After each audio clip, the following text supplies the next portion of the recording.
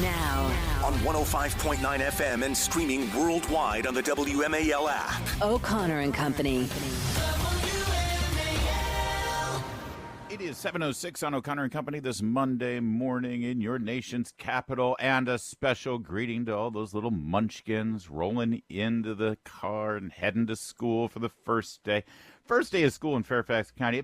Mercy, I used to love the first day of school. Didn't you love the first day of school? Not getting up, but yeah, there is a certain excitement, to the first day of school. And then by the end of the week, you're so tired because you're like, okay, I've had enough. Can we go back to summer? Good for those kids. No. Yeah. This is great. Every first day of school is a brand new opportunity to reinvent yourself and have new responsibilities, new goals, new work habits to set things right. So you guys can do it. We're on board and with go in there and tell them that Kamala's policies don't work. So let's keep very strong politics opinions out of the about classroom things if we can. Yes, except when your teachers do it. 7:35. We'll talk to Charlie Spiering from the Daily Mail. 8:05. Tom Bevan, Real Clear Politics, and 8:35. Brent Bozell, Media Research Center. That's a great lineup. That's Mercedes Schlapp. I'm Larry O'Connor. And Mercedes, it's very rare that you're here on a Monday, but it's our favorite day because we talked to Joe diGenova, legal analyst, former U.S. attorney for the District of Columbia, and man about town. Joe, thanks for joining us. Good morning. Good morning, Larry, and good morning, Mercedes. So it broke early this morning around 5:15. The House Oversight, Judiciary, and Ways and Means Committees put out their much-anticipated 291-page report on their preliminary impeachment investigation into Joe Biden, and they have concluded that, yes, for multiple reasons, he has engaged in impeachable conduct and, in fact, should be impeached. Now, it's up to Speaker of the House Johnson whether he wants to move this along. Mercedes Schlapp earlier today, Joe, said, what took them so long? They could have had this a year ago. And I guess the question here is, politically or legally, what is the next step? What should they do? What will they do? Well, the only thing they can do is, they can impeach him on the floor of the House of Representatives based on this report. That is a political decision about to go forward in this season. They've already made a political statement by issuing the report on the day that Joe Biden speaks before the Democratic National Convention. Yes. The other thing they can do is refer it to the Justice Department, but of course that's a futile effort, so they're not going to do that. Other than that, that's symbolic.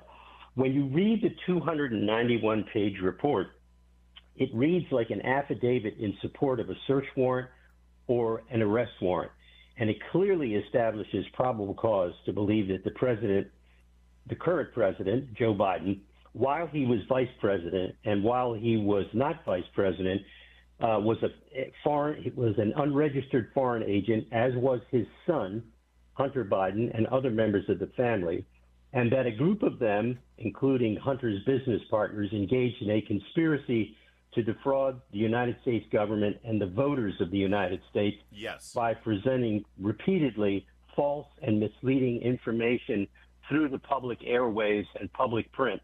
In other words, Joe Biden's lies that he wasn't involved are all pieces of evidence in a criminal case that can be used, by the way, to rejuvenate the statute of limitations, which continues to run as long as the conspiracy exists and people to make public statements about it as overt acts.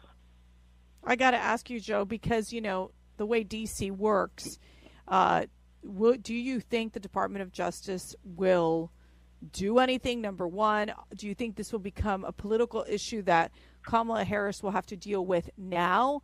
And people, the media asking her the question based on this report, will you move forward with some sort of special counsel? I mean, what do you predict will happen here? Nothing. If Joe Biden had not stepped down as the nominee, I very much believe that the Justice Department would have opened an investigation for technical purposes to assist the Democratic Party in removing him from office. And that's because a determination had been made, obviously, that he couldn't be elected and that he was going to lose to Donald Trump. But this is a political issue now, and the American people have to make up their mind. Why did the Vice President, Kamala Harris, remain silent during all of this? All of us could see the evidence. Why didn't she say something? What did she do? Did she ever approach the president and ask him, Mr. President, why haven't you stopped your son from doing this stuff? I can assure you she didn't. but she certainly isn't going to be asked that question. And there isn't going to be anything legally done by Garland. Remember, Garland prevented the president and his son, Hunter, from being investigated as being foreign agents. They prevented the IRS from getting that evidence. They prevented search warrants from being executed at Hunter Biden and Joe Biden facilities. There's no doubt that Merrick Garland has engaged in impeachable activity. He's been one of the most corrupt attorney generals in history, and history will not treat him well. Even history being written by liberals is not going to treat him well. The whole bunch of them. This has been an amazing performance by all of them. Yeah. The scofflaw nature of this president and this Justice Department is simply mind-boggling. Well, and for those of us who do care about the rule of law, regardless of the politics of it, I do feel like the House of Representatives should take the next step forward. And I think it's important for voters to know how their member of the House of Representatives or their senator stands on this. You know, I mean, is Kamala Harris fine with this kind of? Is this how Kamala Harris will conduct her administration? She needs to be on the record as to whether she thinks that everything Joe Biden and the Biden family did here was A-OK and kosher. I think the voters deserve to hear that between now and Election Day, Joe. I do not disagree with you, Larry. I think it would not be a waste of time for the House of Representatives to have an impeachment vote. It certainly would not take a lot of time. This issue has been percolating for a number of years. The American people are well aware of it, and it could be done in relatively short order. The question is, does the Speaker have the votes? And I don't know the answer to that. Yeah, and if it's not, but is it worth doing even if it's not going anywhere? Listen, that'll be the discussion, but I'm glad we got you on it. Joe, while I've got you, we know how you stand politically on things, certainly, and we get that. But from a constitutional and legal perspective, as a person who was a U.S. attorney and actually, reveres what the Justice Department should be and could be, and what the executive branch of our federal government should be, I'd love for you to comment on some of the clips that we're seeing of Kamala Harris over the years. She's really waxed poetic and in a romanticized way about her time as Attorney General and as her time as a district attorney, about the power she wielded there. And it's a good reflection on how she would act as the head of the executive branch. I saw a clip of her from 2019 now saying that if a state passes a law that, in her opinion, infringes on a woman's right to kill her unborn baby, let's say, she will use her Justice Department to block that state law. Has a president ever used and exercised the power of the Justice Department in such a blatantly unconstitutional way, in your opinion? Well, this is what's so hilarious about Kamala Harris. She had a reputation as the Attorney General of California as being unproductive, vindictive, and retributive. She was an unethical prosecutor. I was involved in a case against her in which she sought the membership records of conservative organizations in California, clearly a violation of numerous Supreme Court rulings from the civil rights era. But she pursued it anyway. She lost in court, thanks to a bunch of great lawyers out there fighting her. But she would do anything. Believe her when she says that she would viciously exercise the power of the presidency. What's very disappointing is that the press doesn't care about that. They only care if it's a Republican or a conservative who would say something like that. With her, they're looking for ways to help her do it. Joe diGenova, we'll leave it there, but well said. And that is, it's something rather chilling, especially from the, we've got to save our democracy kind of contingent. But, of course, they're just engineered a coup for the nominee of their party, so I'm not quite sure anything surprises us at this point. Thanks. Hey, enjoy the convention this week. We have the popcorn ready. And the wine, for crying out loud. It's 7:15. WMAL traffic and weather. Well, kids, welcome back to school. Fairfax County starts today, and I know how excited everybody is. In fact, Fairfax, Prince William counties and Loudoun counties. Loudoun County was starting Thursday, but Fairfax and Prince William return today. Manassas Park and Alexandria also return today. It's the first day of school. It's very exciting. Stop being so excited. Like, kids dread going back to school. Are you kidding me? Kids. There's like an excitement that lasts for like 24 hours and then it's over. Then you're kind of like, why do I have to get up so early every single day? Now we're going to inspire kids to seize the day, make the most of their life. I don't care what happened last year or every year leading up to now. This is the year where you can be the you that you want to be, set up there and get your study habits down and focus. Why are you looking at me like that? This is because you're so like ridiculous. Well, I raised some overachieving brats. Okay, I know how to inspire children to overreach. All you got is 2 kids in Notre Dame. That place? Come on, are you kidding me? Any Catholic with enough money can get in there. Oh my gosh, that's horrible. That's offensive. My girls work very, very, very hard. But I do think that they've put an enormous amount of stress on these kids, too, to have to be overachievers, quite frankly. That's true. You know, at the end of the day, you want them to have a good balance where they have healthy relationships, where it's not all super crazy stressful. I mean, we saw the horrible impacts of COVID and the mental health situation and the fact that so many kids lost so much educational progress during those 2 years. Yeah. And so I don't know. It's just a bit. I don't mean not to be excited about it, but I just knowing that I have to get up now every single morning. I know you get up early anyways, but get the girls out the door and they're tired and grumpy. Nothing like a morning radio host complaining about having to wake up early to get their kids to school. I know. So stop being. I mean, it's good that you're in such a good mood. It is remarkable that just 3 years after the shutdown, the lockdown, where children were forced to stay home and do all of their school on a device of some kind, either a laptop or a tablet or even on phones. Now, as you begin your school day in Fairfax County, at least, you will be prohibited from having a phone in classroom.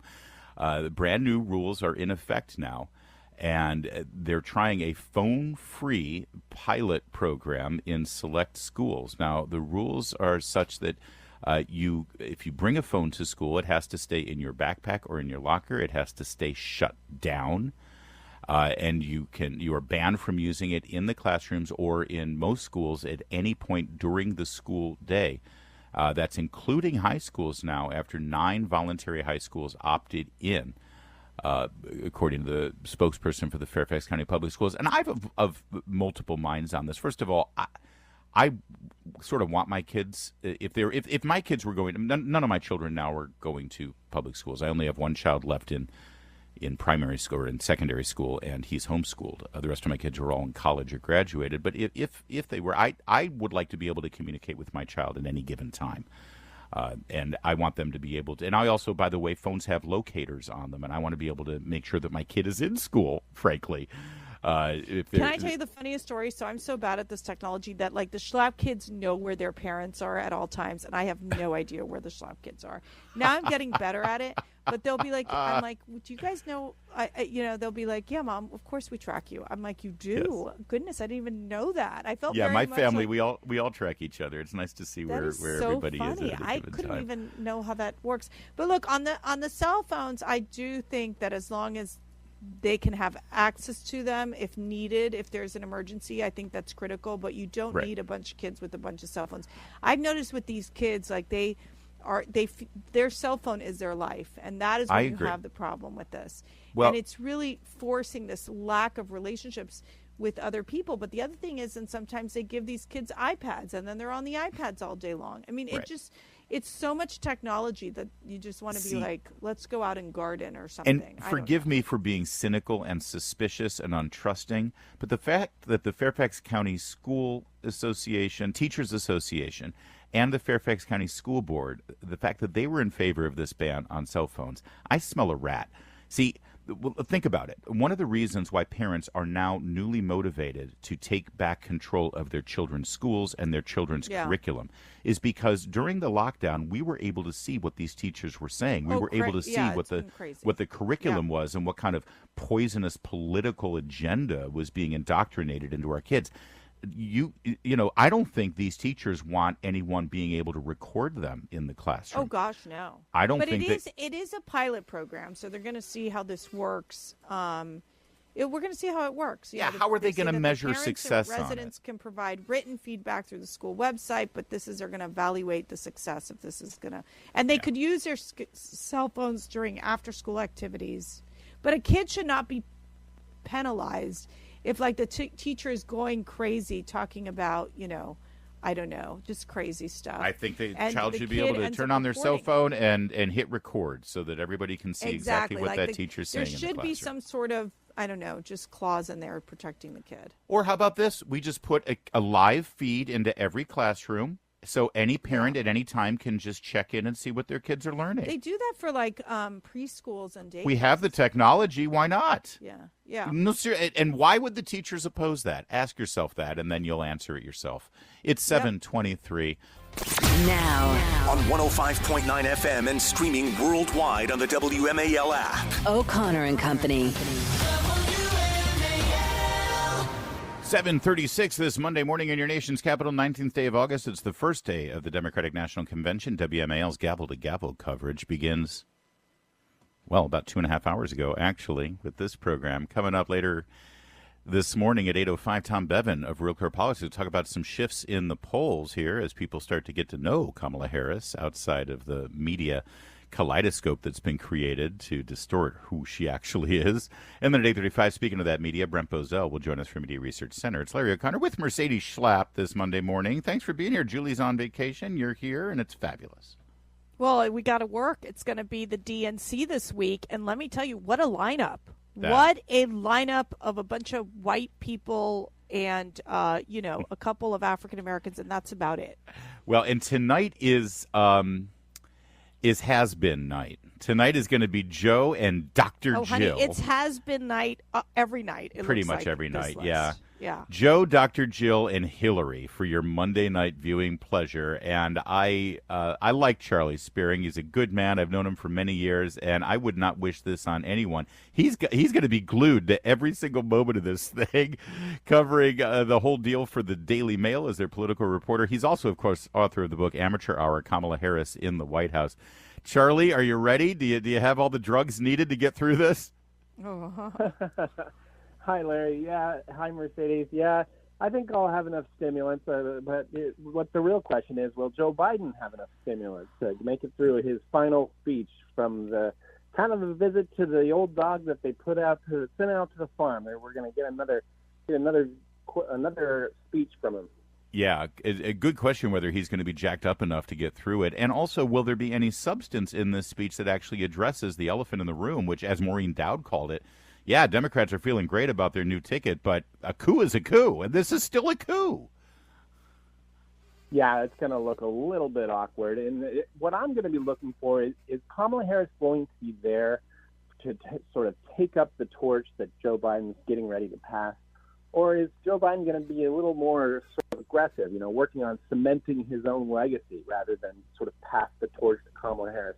Of course, we're going to see his talking points that, he knew all along that Kamala Harris was going to be the best, and that's why he chose her. But everyone else knows that there was a real doubt that she could ever be president. Well, it's interesting because, first of all, I'm curious to see if Hunter Biden is going to photobomb the, during Dad's speech. That would be fascinating. Right. But, Charlie, you're an expert. I mean, you wrote a whole book on Kamala Harris. And we got to talk about that book on our CPAC show. But, now that she's the nominee, I mean, how freaked out are you? This is like a nightmare becoming a reality. Well, it's definitely surreal. It's something that I kind of warned in January when we first launched the book, that there was a very real chance that she could be the 48th president of the United States. And that's kind of what we're looking at in real time. And, yeah, it is a little surreal. But it also tracks with how Kamala Harris operates. She's always very good at showing up and demanding a seat at the table, demanding the job. But when it comes down to substance, that's where she struggles. And the question is, will his campaign ever come to substance? And so we'll be watching. Conventions are very scripted, and Kamala Harris has been incredibly scripted these days. So we expect this, convention to go off without a hitch, give her a little boost as she comes out. But any sign of a misstep, that'll be very telling as we go forward into the campaign. Well, you chronicle in your book about Kamala Harris's political career that she pretty much takes on whatever she needs to take on to appeal to the political climate. When she was district attorney in San Francisco or attorney general, she shifted from wanting to lock everybody up at a moment's notice for as long as they wanted and use them as prison labor while they were in the California state penitentiaries, to now being, defund the police, empty all the prisons, Black Lives Matter, and everything in between. it's impossible to know which Kamala Harris shows up at any given time. But what do you make of this lurch to the left on Friday with this price control, almost Maduro-like economic perspective? Has there been an indication in the past that she's flirted with Marxism at such a incredible degree? Oh, yeah, for sure. Right before she launched her 2020 campaign, there was a huge lurch to the left. I chronicle it in the book, how she was trying to lurch to the left of even Bernie Sanders, and she even earned points for that. The problem is when she asked to explain her leftward lurch, she found herself hesitant, unwilling to explain the policies or exactly what she believed. Those are really, that kind of exposed her to Democrat primary voters if she wasn't serious about the issues. And yeah, everything she's done so far in terms of price controls and everything like that, a lot of that kind of stems from the sort of Elizabeth Warren intellectual movement of the Democratic Party. It's like, hey, and the Bernie Sanders movement, it's like, hey, price controls, they're very popular. Hey, massive tax subsidies for housing and raising children, that's also very popular. So they're just really focused on some buzzwords and these sort of populist, issues at this point. Just real quick here, Charlie, you posted that Kamala Harris is beginning debate prep over basically 3 weeks before her scheduled debate with Trump on September 10th. What is that about? Do you think, is it really trying to get her so she feels comfortable with all these new policies that they keep either stealing from the Trump campaign or, I don't know, taking it from a page from Fidel Castro's playbook? Oh, yeah. Kamala Harris knows that she has to be perfect in this debate, so it's never too early to start talking about it, start practicing. She's been dreaming for this moment. She can't wait to meet Donald Trump on stage and sort of tackle some of his agenda. Really just, fight and win at this point. She's very good at being, taking campaigns seriously. Throughout her political career, some of her debate performances have been very good. Take a look at what she did to Joe Biden during that famous debate in the early summer of the 2020 Democratic primary. Mm-hmm. So she's going to be looking to pull off some of these big debate moments. What's interesting is whether she can deliver and whether she can back it up after the debate. Charlie Spiering, it's always good to talk to you, my friend. Good luck popping the Ritalin and trying to stay on top of things as the Democratic Convention begins now in Chicago. Drug use. Come on. Check out his book, Amateur Hour, Kamala Harris in the White House, and check his byline at the Daily Mail. He's cranking out good content right now. Thanks, Charlie. You bet, Harry. Governor Tim Walz of Minnesota, who's now the presumptive running mate nominee for the Kamala Harris ticket for the Democrats, he comes across like a lunatic, and his policies are incredibly destructive and should have nowhere near a national platform. But he said something in Pennsylvania this weekend that really deserves some attention, because you're going to love the irony of this coming from a Democrat. Listen. Some of us who have less hair and are old enough can remember when you could go to Thanksgiving, watch a Steelers game with your relatives, and not complain about politics the whole time. Not be on each other's neck. Now, let me just say something. First of all, the low-hanging fruit here is to say, hold on, Tim Walz, weren't you the ones who, actually made it criminal behavior to go to Thanksgiving with your families during the pandemic? Yeah. And set up a snitch line for families, and, nobody enjoyed Thanksgiving when he was yes, governor. Yes, and you couldn't get off your porch because they'll call the cops. It's purely insane. But setting that aside for a minute, because I think, listen, they're tapping into something here. There is a fatigue in this country that we have been at each other's throats for a decade now, that you can't have a Thanksgiving dinner without it turning into World War III because everybody, everything's politics. It's super easy. But, just invite your people that support Trump, and then you have a great dinner. See, I disagree. I'm sorry, Mercedes. We should be able to have people in our family who differ with us politically, but we still bond over our love of God, our love of country, and giving thanks to this country. The left has lost their mind. They can't exactly. Do This is my point. Hey, let me make my point, please. I beg you. This is Obama. Obama started this 12 years ago. They actually had a campaign. Hey, this Thanksgiving, make sure you talk health care with your parents. They divided us over political issues and invited this into our lives on every given moment, all right? And the solution is not to say, I'm only going to invite Republicans to my house. No. We should be able to love our neighbor even if they differ politically. This SOB who started this political climate of hatred of each other over politics, he's now saying, oh, it's so exhausting and it's all Trump's fault. Give me a freaking break. Look at this. I'm looking at Kamala Harris and Joe Biden's website from 2 years ago. They put this out for everybody in America. I'm quoting it now. Your handy guide to responding to crazy MAGA nonsense this Thanksgiving. They ruined Thanksgiving, Mercedes, and I'm not going to let them get away with rewriting history. Well, I'm sure that Tim Walz, his unit that went off and got deployed to Iraq and couldn't be with their family during Thanksgiving, I'm sure they don't appreciate Tim Walz's comments, because God only knows he got to be home for Thanksgiving. That's a very good point, too. And by the way, I would love to ask Tim Walz, how many conservative or Republican family members do you invite over to your Thanksgiving dinner? Exactly. That they are the ones who, you're going to hear this week, and do not let it. Listen to Joe Scarborough this morning, just about a half an hour ago. The one word that I always saw as Donald Trump's biggest challenge was exhaustion.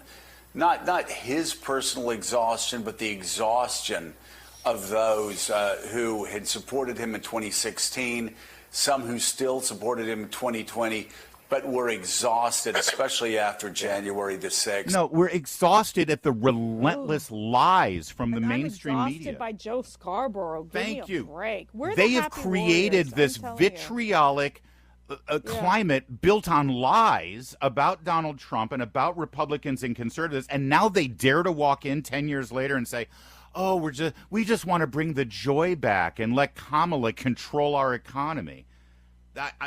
This really ticks me off. They have divided us relentlessly, and now they claim they're the ones who are so tired of it and they want to bring us back together. Screw them.